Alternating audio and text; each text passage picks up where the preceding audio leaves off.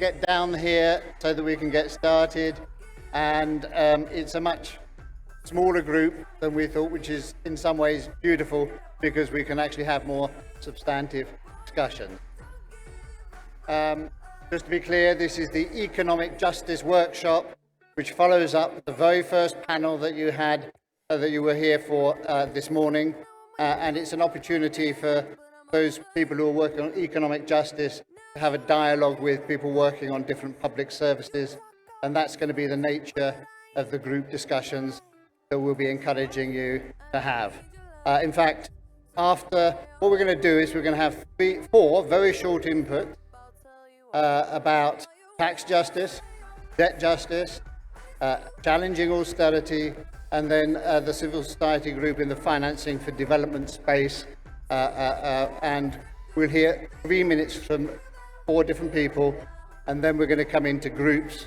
And those groups will be exploring, having a dialogue really between different public services and this economic justice agenda, trying to identify what we can do better, what we can do more effectively together going forward. And I'm just sort of rambling now so that we can get more people to come down before we formally start. Actually, what I'll do is I'm going to give you a flavour of the sorts of things that we want you to talk about in the groups, so that you can start preparing your thinking about how you might start that dialogue in the groups. We will have a French group, a Spanish group, a couple of English groups, depending on how many people there are.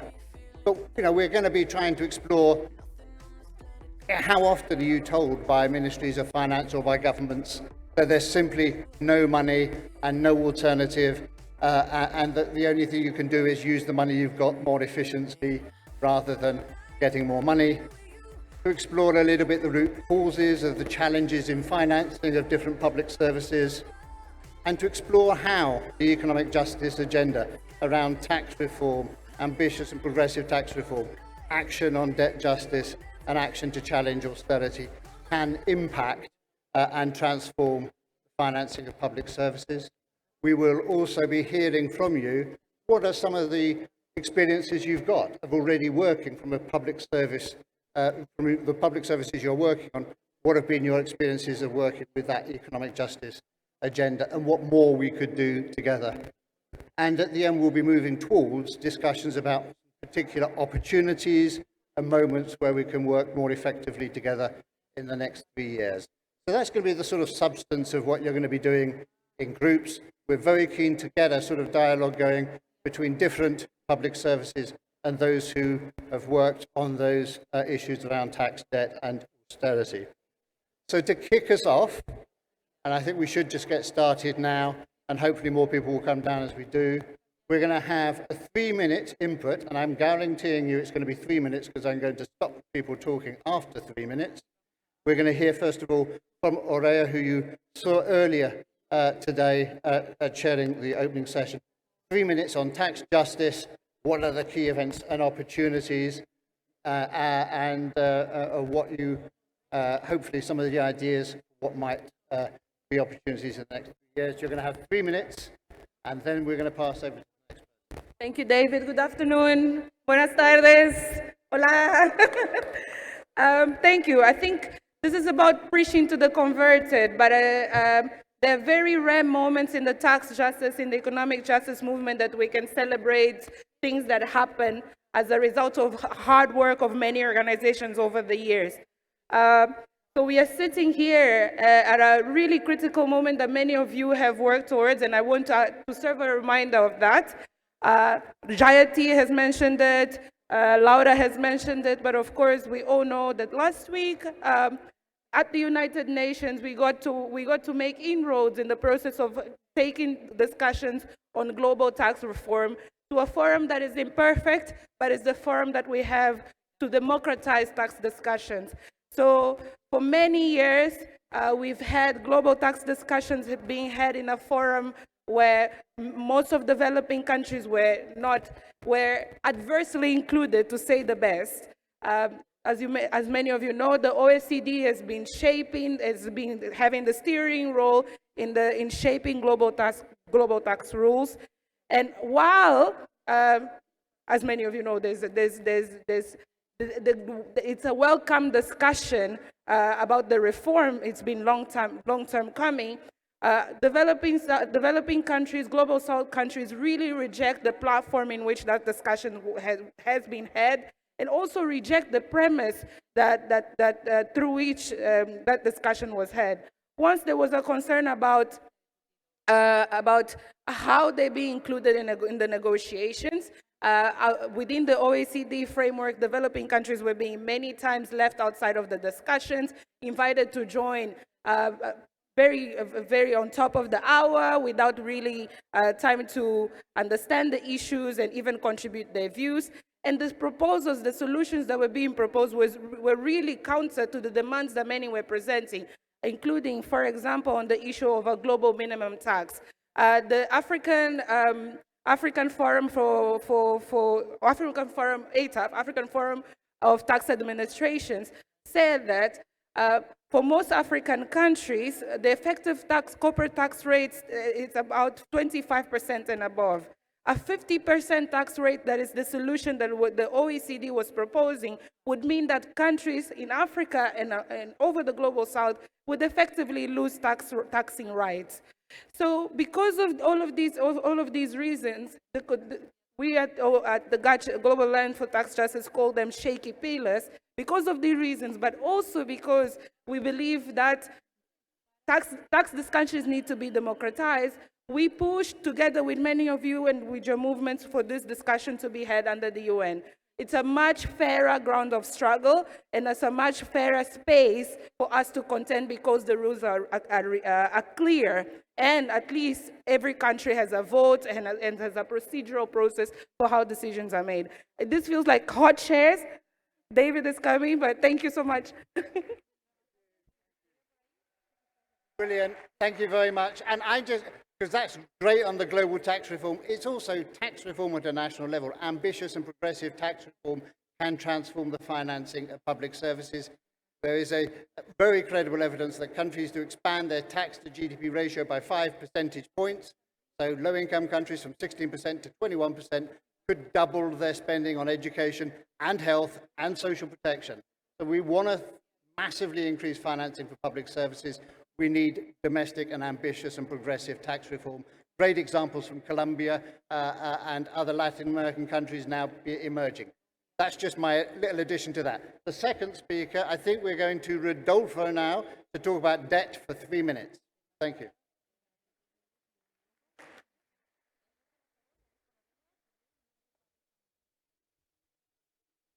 Muchas gracias. Trataré de resumir en 3 minutos. Thank you so much. I'm going to try to resume in 3 minutes what is related to a systemic subject as the debt is, and internal debt as well as the public debt is. We know that is a problem that is in the system and is not going to be solved if there are no changes concerning the financial cycle. This is the reason why we talk about an architecture of the debt when we talk about debt. And this is not a problem. We've been throwing many things now, and there are some characteristics that have already been considered in the debt, in the internal debt, in the public. It has been growing with the external debt in some countries that are more important. There's a higher rule of emission of sovereign bonds. The countries that are more indebted with private creditors.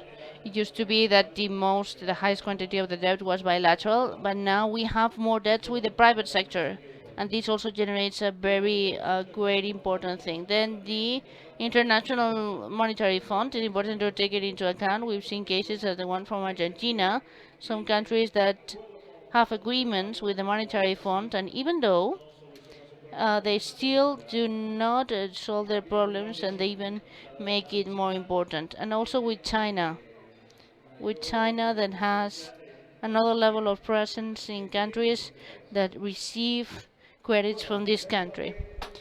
Also,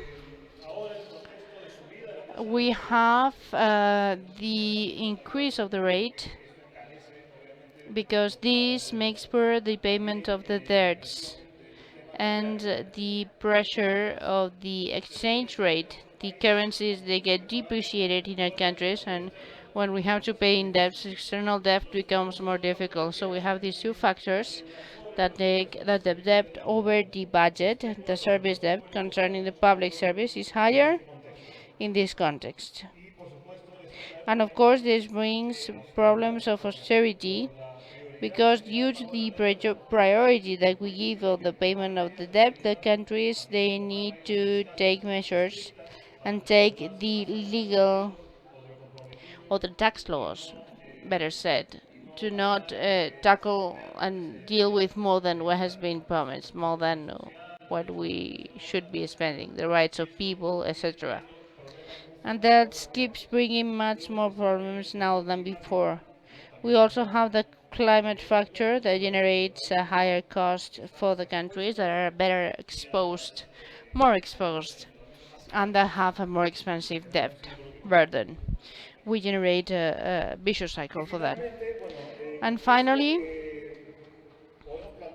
what can we pose from the civil society to be able to face these problems? First of all, to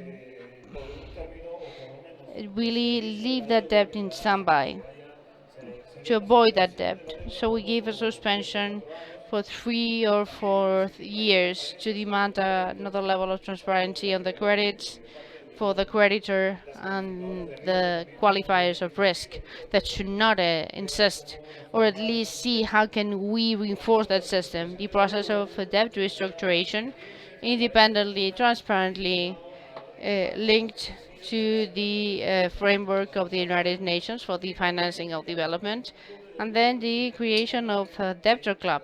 That would be important for the countries of the South, of the Global South. Thank you.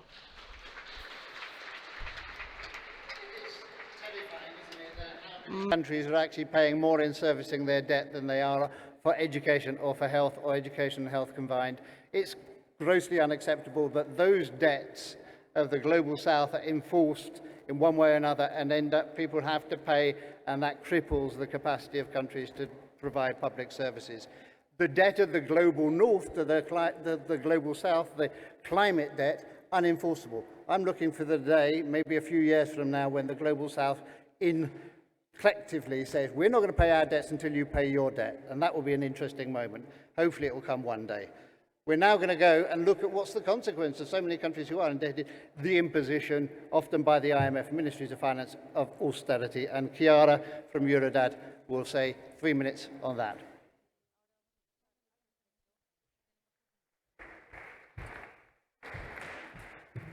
Okay, buenas tardes. Hi, everyone. So, austerity is our new normal. It has been a while now that the pursuit of fiscal consolidation has become the ultimate solution of pretty much every economic crisis, economic problem. This has been the case for a long time, obviously. Fiscal consolidation has been promoted aggressively for quite some decades, but truly since the global financial crisis has been normalized in the global north and in the global south alike.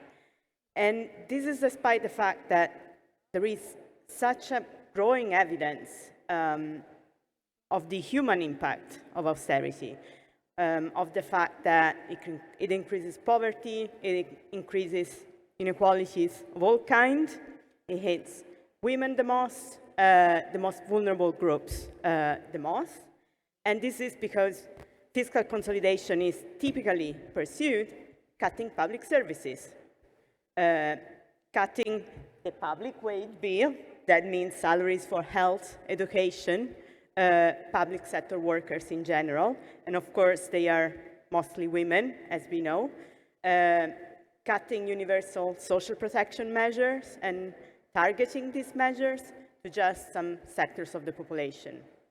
So overall, it affects all spheres of society, and it greatly undermined our ability to be together as a community and to widen, to grow the common good. Now it pushes towards privatization and individualization of our lives. Now, in all of this trend has many reasons, but it has been strongly promoted by international financial institutions, such as the IMF and the World Bank. Of course, they have done it for decades. The IMF, notably with their loan programs, the conditionalities that go with their loan programs.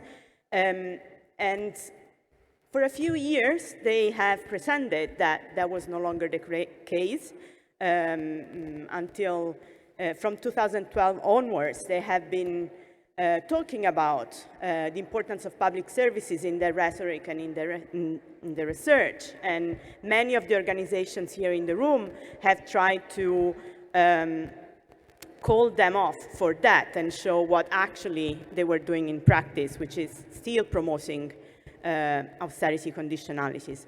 With the COVID-19, the IMF has started a new wave of loans, and with it, a new wave of austerity.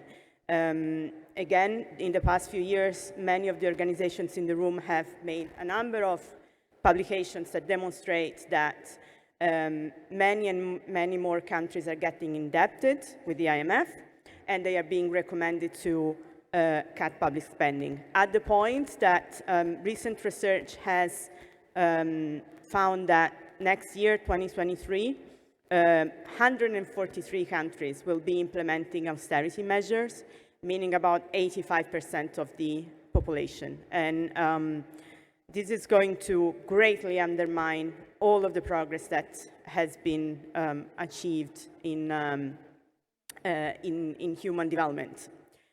Now, many organizations, again, many of which are here in the room, including the one that I represent, Eurodad, this year have finally launched a campaign that seeks to put together all the efforts that are being done at national and global level to fight this new wave of austerity in terms of fighting the policies, but also in trying to fight the narrative that sees austerity as the only solution, the only way that it's possible, and to demonstrate that there are alternatives. I will finish here. This one, it's that you'll see, it's a report that we did, and it talks exactly about IMF, World Bank, and public services. Thank you. No, that's very good. So, thank you very much, Chiara. Look, we've heard bits and pieces about the tax justice movement. There's a very powerful global alliance for tax justice, national tax justice platforms in most countries, as long as, and there's debt movements organized in every region. There's now an End Austerity Alliance. What we've been doing over the last 2 days is talking to each other and trying to work together and be clear how can we strengthen the capacity of different public service struggles to work together to advance the change that we all need to see and stop being played off against each other. If you're going to have more money for education, you need to take it from some other public sector budget.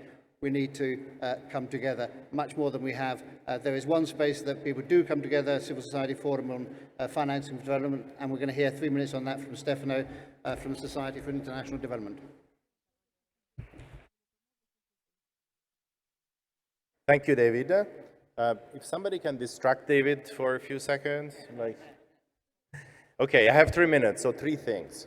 First of all, a little bit of history, no? Financing for development starts after the decade of developmental conferences in the 90s, that basically set the somehow global development agenda in so many areas. And it basically was established at the demand of the Global South to create, under the aegis of the United Nations, a space where to negotiate systemic reforms, and particularly governance reforms, to shift the barycenter of economic governance away from developed countries' institutions, the OECD, the Bretton Woods institutions, into truly multilateral institutions. under the aegis of the United Nations. So the first conference in 2002 in Monterrey sets the so-called Monterrey Financing for Development agenda. Now, financing for development is a bit of a wrong term because it evokes the idea of looking for money, while in fact, we are really talking about a comprehensive agenda for systemic policy and governance reforms on tax, debt, private finance, international development cooperation, trade, and systemic global finance, among others. Now, what is the present? That's the past. No, the present is a huge opportunity because the next Financing for Development Conference, the fourth in a row, so FFD4, is going to happen in 2025. It has just been decided by the General Assembly. And this is very interesting because it puts in perspective what Aura was telling us before about the recent decision to initiate an intergovernmental process towards a tax convention. It gives it a clear deadline because those processes will come together in that particular context. It's a huge opportunity. Why? Because it's a space that has jurisdiction, meaning where governments can take decisions, soft and hard, in the reform of the global economy. It's democratic, at least on paper. No, let's not be naive. You know, global political economies are strong, but at least it's a space where every country has a vote, can participate, and where there are clear mechanisms for civic participation. It provides an opportunity for an integrated agenda where we can connect tax, debt, trade, finance, and others. And it provides an opportunity to ensure that systemic reforms has a very strong developmental framing, including on the importance and centrality of public services. So lastly, this is the reason why civil society, after Addis conference in 2015, has really elected this space as a space for convergence, where tax, debt, trade, finance, feminist alternative economies movements come together to really converge, coordinate, explore the intersection, and speak with one strong collective voice. Hopefully, some of you are already part of that process. If not, hopefully you will join it after this particular event. Thank you so much. So I think the United Nations General Assembly has been quite an exciting place. 2 months ago, there was a Transforming Education Summit with heads of state, which laid out a call to action on financing of education that is all about tax justice, debt justice, ending austerity, challenging the use of public sector wage bill constraints that undermine the employment of teachers. We need to be using those spaces, and that was one of the examples of how we link this agenda with the agenda of financing a public service, in that case education. But fundamentally, the same narrative exists for every other public service. That if we really want to transform the financing and stop services competing with each other for a shrinking budget, we need to increase the size of the budget, and that's through action on debt, tax, and the macroeconomic policies that are followed. I think the sort of work that's been bringing together the tax movement and the education movement is a positive example, but literally every other public service can work together for that transformative agenda. We're now going to hear from all of you in small groups. So we're going to divide the room. There are a couple of 3 or 4 circles already created. We want no more than 10 people in each group. And so we actually want you to get up now and move to a group. We're going to have a French group here, and we're going to have a Spanish group here, and then we'll have some English groups at the back. If there are more than 10 people in any of the groups, create another group. We will have facilitators from the Economic Justice workshop, which has happened over the last 2 days, for each group. And those facilitators will take you through a process where I'm going to carry on talking whilst you sort yourselves out. They will be exploring what is your existing experience of working with this economic justice agenda? What can we do better together in future? How can we work more closely together to bring different public services together behind some collective demands? Those collective demands which will benefit all public services at the same time by increasing the budget available for everyone. We believe that this is a moment, a unique moment, where we can come together on this agenda. So now, please, everyone get up, find yourself into a group of 10 people. I think we said Spanish is going to be here at the front on the left. If there's more than 10 people in the group will split into two. This is French down here at the front on this side. We'll have English groups at the back over there. If there's more than 10 people in a group, make another group. And we will have a structured discussion for about 1 hour, so you can get into some of the detail of your experiences of working with public services and the economic justice agenda. We want you to share honestly what have been some of the challenges and what are the opportunities to do things better in the future. At the very end of the session, we'll only hear a few top-line thoughts from each group. Just to be very clear, really this is about the dialogue in the group and having a meaningful discussion between yourselves and the different public services. I think Spanish is getting too big, might need to split, let's see.